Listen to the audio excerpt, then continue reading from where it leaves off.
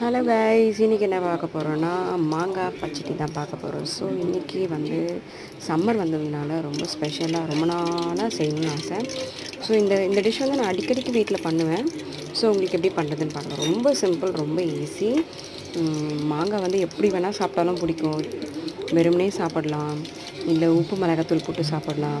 So இந்த மாதிரிலாம் நிறைய டைப் ஆஃப் சாப்பிட்லாம். ஆனால் எனக்கு சாதத்து கூட வச்சு சாப்பிட்றதுக்கு தயிர் சாதம், இந்த மாங்காய் பச்சடி சாப்பிடும்போது சூப்பராக இருக்கும். ட்ரை பண்ணி பாருங்கள். எண்ணெய் ஊற்றிட்டு கடுகு பொரிஞ்சதும் மாங்காய் போட்டுட்டு மாங்காய் நல்லா வதங்கினதுக்கப்புறம் மஞ்சத்தூள் போட்டு மிளகாத்தூள் போட்டுட்டு தேவையான அளவுக்கு மட்டும் சர்க்கரை போட்டுக்கோங்க. சர்க்கரை இல்லை வெல்லம் கூட நீங்கள் சேர்த்துக்கலாம்.